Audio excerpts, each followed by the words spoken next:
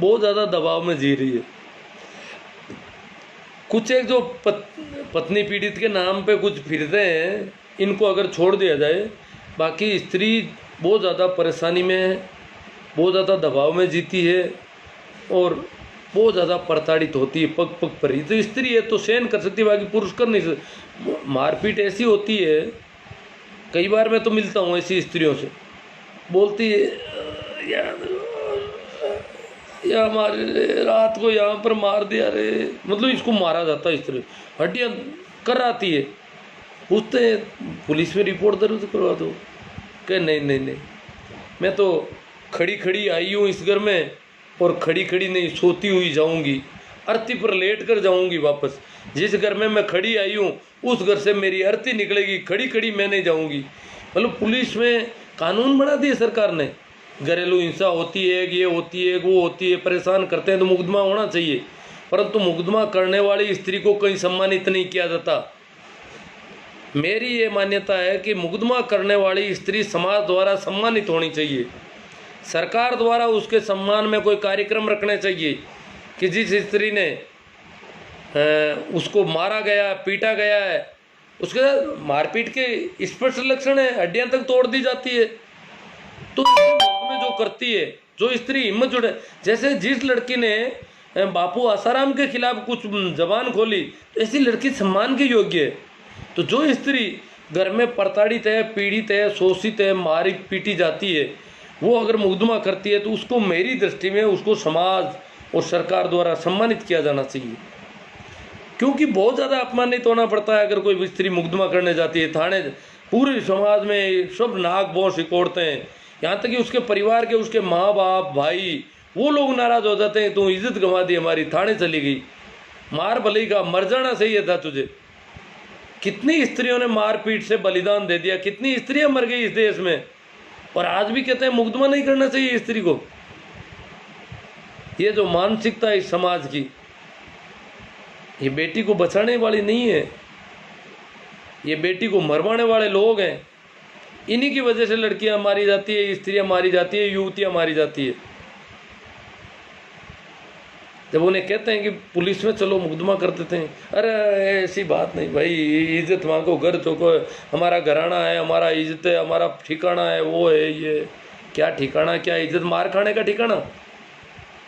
ये मारपीट खाते रहो, रोज रोते रहो, बना सा दारू पी के आते हैं, चटनी नहीं बनाई, सब्जी अच्छी नहीं बनाई, रांड तो नहीं, ये नहीं किया, वो नहीं किया, और मारते हैं, और फिर भी मुकदमा नहीं करते। ये कौन सा ठिकाना, कौन सा घराना हुआ।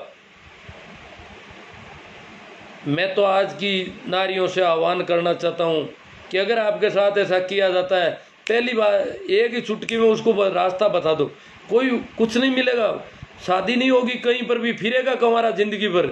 अगर कोई करता है इस प्रकार तो लगभग गारंटी है कि जिसने स्त्री, अब आज के ज़माने में सब लड़कियाँ इतनी कम पड़ गई, फिर भी लड़कियाँ मार खा रही है, फिर भी डर रही है, मुकदमा नहीं कर रही। मुकदमा ही नहीं, मुकदमा तो ठोक ही दो, दूसरा मैं इसके साथ नहीं रहूँगी, दूसरा कौन है जो मेरे को ढंग से रखना चाहता है साथ, सम्मान सहित मैं बराबर की ज़िंदगी जीना चाहती हूँ, काम करूँगी घर गृहस्थी का, मैं वो भी सब करूँगी, परंतु फिर भी मेरे साथ ऐसा कोई व्यवहार नहीं हो सकता। इस प्रकार की हिम्मत लड़की में जब तक पैदा नहीं होती, जब तक युवती में ये हिम्मत नहीं पैदा होती समाज को इग्नोर करने की, जो समाज इस प्रकार की बातें कर रहा है, इसको तमाचा नहीं लगाए जब तक लड़की, तब तक बेटी नहीं बच सकती इस देश में। क्योंकि यहाँ पर मर्यादा पुरुषोत्तम राम को माना गया है, जो स्पष्टीकरण अग्नि परीक्षा लेने वाले तो यहाँ पर आदर्श पुरुष है, अग्नि परीक्षा देने वाली स्त्री आदर्श स्त्री है। स्त्रियाँ कहती है भाई सीता जी दुख भया, सीता जी ने घणो दुख दियो, राम जी ने ऐसा किया था, मतलब ये राम को कोई आदर्श मानना और उसने ऐसा किया था इसलिए ये तो करेगा ही मेरा, नहीं, इसको छोड़ा जाना चाहिए। ऐसे आदर्श सब स्त्री के काम के नहीं है। जो ढोल गंवार शूद्र पशु नारी वाली जो है रामचरितमानस की चौपाई है, ये सुंदरकांड के पाठ जहाँ कहीं भी होते हैं, स्त्रियों को तो बिल्कुल इसमें इनका बहिष्कार करना चाहिए सीधे सीधे, कि हम नहीं मानती है, ये क्या पाठ कर रहे हो तुम, जिसमें हमारे लिए ऐसा लिखा हुआ है कि इनको मारो ही मारो। तो ये सारी बातें स्त्रियों की तरफ से उठनी चाहिए अब।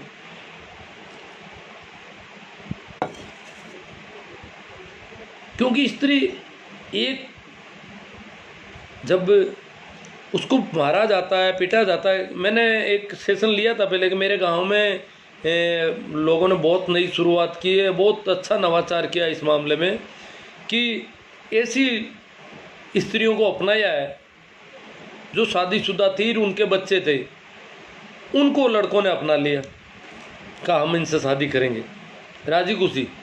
और ऐसी कई, मतलब ये पहला उदाहरण ही समझा जाए मेरे हिसाब से, भारत जैसे देश में पहला उदाहरण ही मानता हूँ मैं। तो कहीं नहीं ऐसा कि कोई कंवारे लड़के जो है बाल बच्चों वाली स्त्रियों से शादी करे, और की है लगभग 7 उदाहरण हमारे गांव में हो गए, जल्दी धड़ाधड़, देखा देख और कर रहे हैं, गांव में मान्यता मिल गई, सभी लोग कह रहे हैं कर लेना चाहिए, ठीक है। तो इस प्रकार अगर करने लगे तो कौन मारेगा, क्या पीटेंगे? ये चुटकी में बच्चा है, कोई बात नहीं, बच्चा सही थी, अगला लेने को तैयार है, क्योंकि उसको मिल नहीं रही है बेचारा। तू तो सपने में ही कहीं स्त्री देखने की तुझे आएगी मन में, तेरे घर में स्त्री आएगी, वो बहुत कम गुंजाइश है जो ऐसे मारपीट करते हैं। तो ऐसे लोगों को अंगूठा दिखा दिया जाना चाहिए। पुलिस केस और ये कानून क्यों बनते हैं? दुखी है, हजारों वर्षों की परंपरा है, जो सनातन या पता नहीं क्या क्या संस्कृति के नाम पर जो किया जा रहा है, वो इसको मुग्ध में, यहाँ तक कि अब देखो इतनी दुखी है भारत में स्त्री का विधवा होना का मतलब कि उसने पति को खा लिया, मार दिया, उसको खा गई।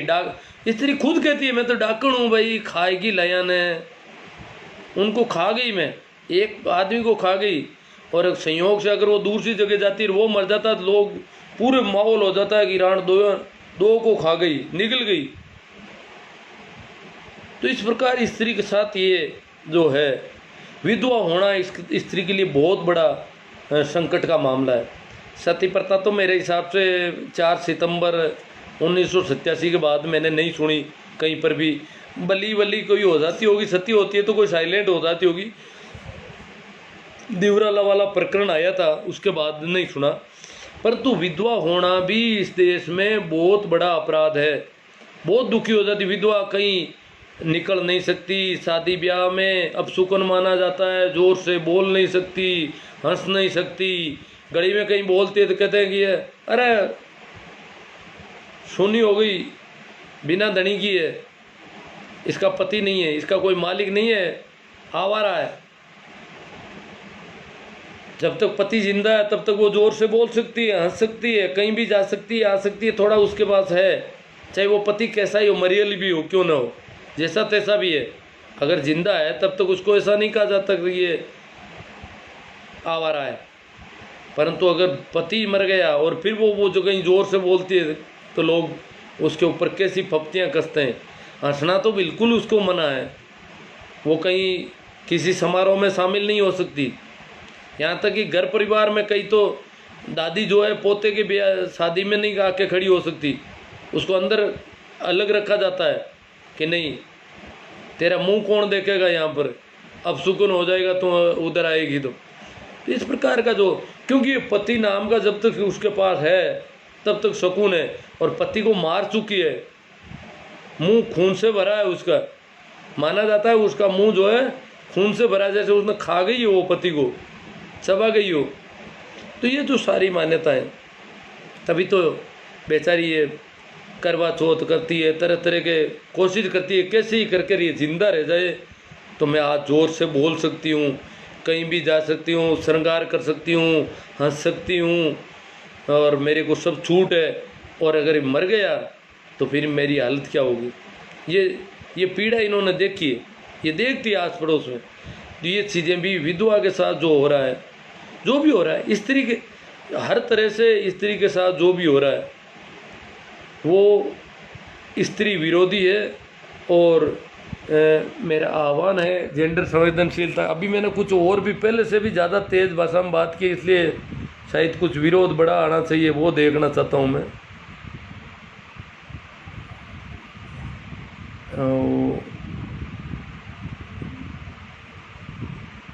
अभी तक कमेंट नहीं आ रहे हैं कुछ भी, है ना।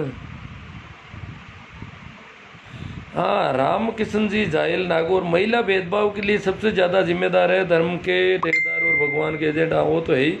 हाँ, महिलाओं को जिम्मेदार है। ये क्या है कि जो पुरानी जो सास होती है ना, वो देखती है कि बहू तो मज़े मार रही है, हम तो गट्टी से आटा पीसती थी, चक्की से ये करती थी, इसलिए वो थोड़ा उनमें ईर्ष्या का भाव आ जाता है।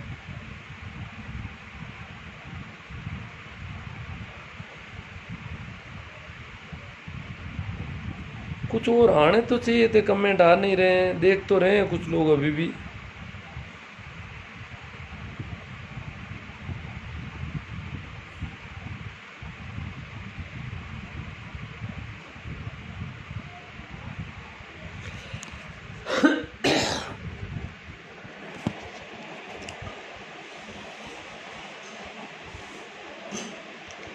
तो आखिर में मैं मेरी तरफ से जो बात आपसे कहना चाहता हूँ वो कह दूँ कि मेरी दृष्टि में प्रत्येक बच्ची को उसके साथ बेटे जैसा व्यवहार ऐसा बाप शुरू करे, माँ शुरू करे। बड़ी बुजुर्ग औरतें शायद नहीं करती है तो कोई बात नहीं, आप घर में बेटी अगर हंसती है, चाहे 10 साल की है, चाहे 20 साल की है, 25 साल, उसको हंसने की छूट होनी चाहिए, बोलने की छूट होनी चाहिए। उसको कहीं पढ़ना है, पढ़ने जाना है, तो उसको पढ़ने जाने के लिए भी उसके लिए व्यवस्थाएं होनी चाहिए। अगर लड़के के लिए की जा सकती है, जो भी लड़के के लिए की जा सकती है लगभग, वो उसमें ऐसा भेदभाव नहीं होना चाहिए। ये मेरा मुख्य रूप से इसका ध्येय है और इसीलिए मैंने ये सेशन आयोजित किया। सेशन तो जैसा भी हुआ है, आपको अगर ठीक लगे तो आप इसे लाइव करें, मामला जमा नहीं है ज़्यादा। तो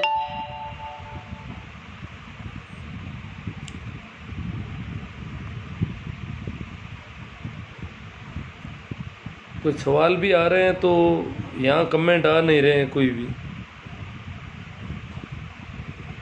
रामेश्वर जी देख रहे हैं, रामेश्वर लाल जी कह रहे हैं बहुत अच्छे विषय पर चर्चा है। हाँ, पर्दा प्रथा बेकार है, एक इन्होंने लिखा है पर्दा प्रथा बेकार है। अब क्या है कि पर्दा प्रथा का बेकार का कहते हैं तो कुछ बेवकूफ़ हैं वो कहते हैं कि बुर्का बेकार नहीं है क्या। अब बुर्का भी पर्दा है और कोई भी पर्दा रखा जाता है तो वो पर्दा है। और स्त्री को अगर मुंह ढकना पड़े, पर्दा प्रथा तो क्या, मेरी दृष्टि में तो ये जो ओढ़ना रखते हैं ना, ओढ़ने का कपड़ा, ये भी जैसे अभी थोड़ा हमें मास्क लगाने का कह रखा है, बड़ा यूँ अटपटा लग रहा है, बड़ी जब भी बाहर निकलते हैं लगाना होता है तो बड़ा यूँ मुश्किल सा मामला हो रहा है। तो बताओ ये पूरे गर्मी में हर वक्त कपड़ों में लिपटी दुपटी रहती है एक महिला, क्या बीतती होगी उसके साथ। तो मेरी दृष्टि में स्त्री को एक्स्ट्रा कपड़ा ओढ़ने के लिए रखना पड़ता है, वो कोई ठंड से बचाव के लिए नहीं रखती। गर्मियों में भी अगर ऐसा कपड़ा रखना पड़ता है तो ये एक सज़ा है उसके ऊपर कि वो ढकी हुई रहे, अपराधी की तरह रहे। जैसे उसने कोई बहुत बड़ा अपराध कर लिया इसलिए उसको ढकना पड़ता है अपने आप, जैसे अपराधी को ढका जाता है ओढ़ा करके उसको। तो ये जो मेरे हिसाब से ओढ़ने का कपड़ा भी नहीं होना चाहिए। कपड़े पहन लिए पर्याप्त है, अब ऊपर ओढ़ बिना ओढ़े कोई स्त्री बाहर नहीं निकल सकती भारत में तो, और निकल जाए तो वो दिखने में बद्दी भी बहुत ज़्यादा लगती है, क्योंकि कोई स्त्री बिना ओढ़े नहीं रहती इसलिए वो बद्दी लगती, बाकी कोई बद्दी होती नहीं है। अगर देखा जाए तो कभी हमारे यहाँ पर पैरों में बेड़ियाँ चांदी की पहनते थे, और बिना बेड़ी पहनी हुई स्त्री तो बहुत ही, उसके बाबत ये कहा जाता था रंडी मिल जाओ पर बंडी नहीं मिलनी, विधवा भी मिल जाए तो कोई बात नहीं, परंतु पैरों में अगर बेड़ियाँ नहीं है तो वो बहुत ही ज़्यादा खराब है, खतरनाक है मामला। उसका आमना सामना होना बहुत ज़्यादा अपशुकन भरा है। तो इतना मतलब ये माना जाता था, आजकल उनकी ज़रूरत ही नहीं रही। तो ये सुंदरता का मापदंड थी कभी ये बेड़ियाँ, आजकल वो नहीं है मापदंड। तो जिस दिन ये कपड़े, जैसे अभी किसी कॉलेज की लड़की को कहा जाए कि तो ओढ़ना ओढ़ के जाना है कॉलेज में, अगर वो पढ़ने जाती है तो उसको वो ठीक नहीं लगता है, बिना ओढ़े भी वो सुंदर है। तो ओढ़ना ओढ़ने से सुंदरता का कोई मतलब नहीं है, ये ओढ़ना ही एक तरह से पर्दा है।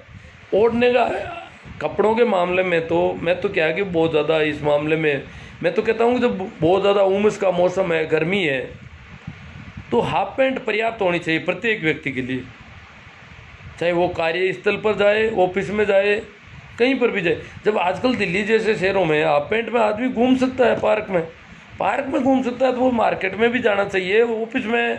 जब जैसे हमारे लोकसभा में लुंगी पहन करके लोग आते हैं खूब, तो ये कपड़ों के मामले में संविधान सिर्फ इसी बात की है कि कपड़े पहने हुए होने चाहिए आदमी के। बाकी संविधान में ऐसा कुछ नहीं है कि आप ये, हाँ कुछ लोगों के वर्दी आपने तय कर रखी है, आर्मी में और में जहाँ भी है, स्कूल में, उनके लिए वो वर्दी कर दो। बाकी लोगों के लिए तो कपड़ों की बिल्कुल सभी कपड़े शालीन है। मैं अभी क्या है, पिछले दिनों हमारे आ गया था कि टीचर जो है जीन्स पैंट नहीं पहनेगा, जीन्स पैंट जो है अश्लील है। ये ऐसे बेवकूफ़ लोग हैं, किसी ने कह दिया।